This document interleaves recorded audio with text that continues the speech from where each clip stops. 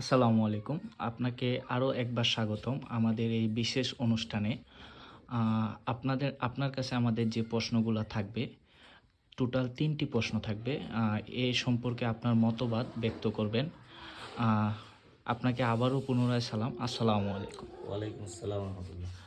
আপনার কাছে আমাদের যে প্রথম প্রশ্নটি হচ্ছে, আ জুলাই আগস্টের ফ্যাসিবাদের পতনের পর আমরা নতুন বাংলাদেশের যে রূপরেখা দেখতে পাচ্ছি এবং আপনাদের সংগঠনের পক্ষ থেকে প্রায় একমত এই রূপরেখা নিয়ে।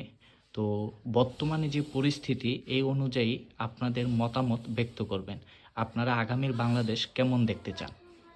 আলহামদুলিল্লাহ, দীর্ঘ ১৬ বছর বাংলাদেশের মানুষ স্বৈরাচারের কবলে ছিল। আল্লাহ তাআলার অশেষ মেহেরবানিতে দেশের মানুষ স্বৈরাচার থেকে মুক্ত হয়েছেন।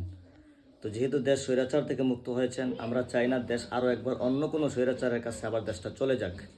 আমরা চাই এই দেশের মানুষ ইসলাম ও মানবতার কল্যাণে তারা কাজ করবে এবং এই বাংলাদেশে কখনো আর বিগত সরকারের মতো এরকম পুনরাবৃত্তি বাংলাদেশের রাজনীতিতে যাতে না আসে। ইসলামী আন্দোলন এটাই মনে করে, ইসলামী আন্দোলন মনে করে রাষ্ট্র সংস্কার প্রয়োজন এবং রাষ্ট্র সংস্কারের পরে গণতান্ত্রিকভাবে এবং এদেশের মানুষের ভোটের অধিকার নিয়ে তারা যাতে একজন গণতান্ত্রিকভাবে একজন সরকার এদেশে প্রতিষ্ঠিত করতে পারে, এটি আমরা কামনা করি। আমরা ধন্যবাদ আপনাকে। আমরা জনসমক্ষে আরেকটি প্রস্তাব শুনতে পাচ্ছি যে আপনারা যারা ইসলামিক দলগুলো আছে, বাংলাদেশে মোটামুটি অনেকগুলাই ইসলামিক দল আছে।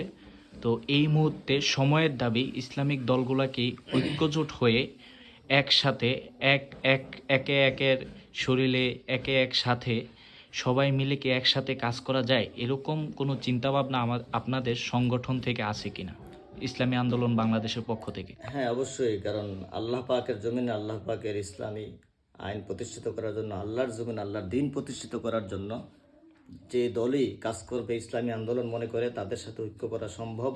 কারণ ইসলামী আন্দোলন বাংলাদেশ তাদের মূল লক্ষ্যই হচ্ছে আল্লাহর জমিনে আল্লাহর দিন প্রতিষ্ঠিত করা। এই দলটি ইসলাম, দেশ ও মানবতার কল্যাণে কাজ করে।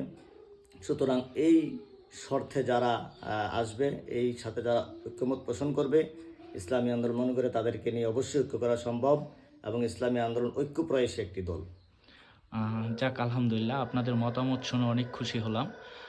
তৃতীয় একটি প্রশ্ন হচ্ছে, সমসাময়িক যে একটি সমস্যা বাংলাদেশে বিরাজমান, বাংলাদেশ তথা পুরা বিশ্বেই বিরাজমান, তাবলিগের ইস্যুটা নিয়ে। তাবলিগ যে দুই ভাগ হইল বা এরকম কিছু শোনা যাচ্ছে। তো দুই ভাগেই মোটামুটি জনসমুদ্র আছে। তো আপনারা যেহেতু বাংলাদেশে ওলামায়ে কেরাম আছেন, আপনাদের মতামত, যারা হক্কানি ওলামায়ে কেরাম আছেন, আপনাদের মতামত একটু ব্যক্ত করবেন যে আপনারা কিভাবে চাচ্ছেন তাবলিগ চলুক, বা তাবলিগের দুইটা গ্রুপ একসাথে কিভাবে কাজ করলে দেশ ও জাতির কল্যাণে উপকার আসে এবং দিন কায়েমের পথে একটু সুবিধা হয়। হ্যাঁ, আলহামদুলিল্লাহ। আসলে দাওয়াত ও তাবলিগের কাজ এটা নবীওয়ালা কাজ, এটা খুবই গুরুত্বপূর্ণ কাজ, এটা সকল মুসলমানদের জন্য এটা জরুরি। তো এই কাজটা আমরা চাই একই মার্কাজ থেকে, একই ব্যানারে সারা বাংলাদেশে, গোটা পৃথিবীতে যেভাবে চলে আসছিল বিগত দিন, এভাবেই সামনে চলুক। বাংলাদেশেও বিতর্কের ঊর্ধ্বে তাবলিগ জামাত এতদিন ছিল, সামনেও থাকবে, এটাও আমরা চাই। তবে বাংলাদেশ নয়, সারা পৃথিবীতেই বিগত দিনও ওলামায়ে কেরামের রাহাবারিতে এই দাওয়াত ও তাবলিগের কাজ চলেছে, ভবিষ্যতেও চলবে। তাহলে আমি মনে করি দেশে কোনো বিতর্ক থাকবে না এবং সকল বিতর্কের ঊর্ধ্বে দলমত নির্বিশেষে আমরা চাই, ইসলামী আন্দোলন মনে করে যে একই ব্যানার থেকে, একই মার্কাজ থেকে দাওয়াত ও তাবলিগের এই দিনই একটি কাজ পরিচালিত হবে। ধন্যবাদ এবং জাযাকাল্লাহ খায়রন, আপনার মূল্যবান সময় থেকে আমাদেরকে সময় দেওয়ার জন্য। আমরা এই মুহূর্তে বিদায় নিচ্ছি, প্রিয় দর্শক। আসসালামু আলাইকুম।